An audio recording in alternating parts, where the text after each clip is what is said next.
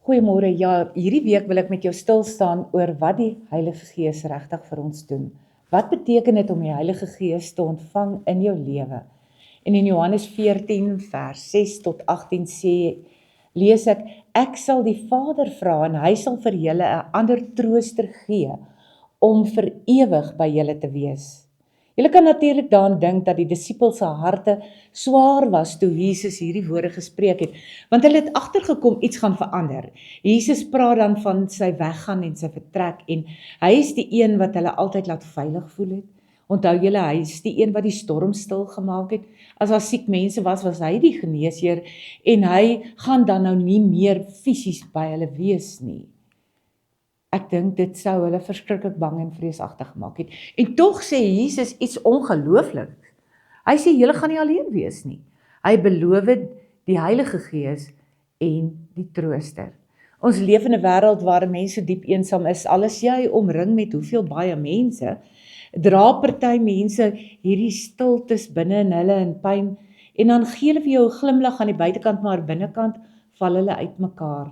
Dra hulle bekommernisse, teleurstellings en diep hartseer, nê.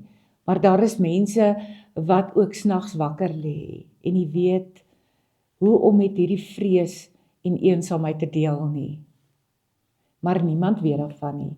En dis juis daar waar die Heilige Gees werk. Die Heilige Gees is nie net die krag of 'n gevoel wat jy kry wanneer jy in die kerk sit en jy hoendervleis op jou arms kry nie. En nee, dit is God se teenwoordig by jou in al hierdie situasies. Hy kom woon binne in ons as gelowiges. Hy stap saam met jou deur elke seisoen van jou lewe. En soms dink ons troos beteken dat God alle probleme gaan oplos, maar nee. Dikwels troos God ons nie deur die storm weg te vat nie, maar deur juis saam met ons in die storm te wees, presies soos wat hy vir ons gewys het. Dink aan die kind wat bang is in die donker en hy huil, en baie keer verander die ouer nie die situasie nie. Hulle sit net langs die kind en hulle teenwoordigheid bring juis die kalmte en vrede in die kind. En dit is hoe die Heilige Gees dan ook werk in ons lewens. Sy teenwoordigheid bring vir ons die vrede en die kalmte wat alle verstand te bowe gaan. En dit is die troos wat ons dan ervaar. Daardie oomblik wanneer jy nie meer weet wat om te bid nie, of as jy woorde opgedroog het en jy weet nie meer watter kant toe nie, dan sien die Heilige Gees jou.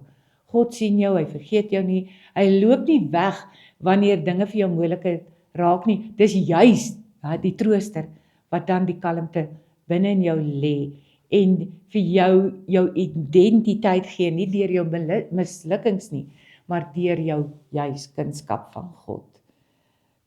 Miskien voel jy vandag moeg en emosioneel onstabiel dalk en het jy juis hierdie trooster in jou lewe nodig. Hoor vandag weer God se belofte wat sê, ek sal jou nie as 'n weeskind agterlaat nie. Hy los vir ons die Heilige Gees wat steeds vandag nog die trooster is van ons gebroke harte. Kom ons bid saam. Heilige Gees, dankie dat U my nooit alleen laat nie. Dankie dat U my dra wanneer ek swak is en my troos wanneer my hart so swaar raak. Help my om bewus te leef van U teenwoordigheid en vul my met U vrede. Amen.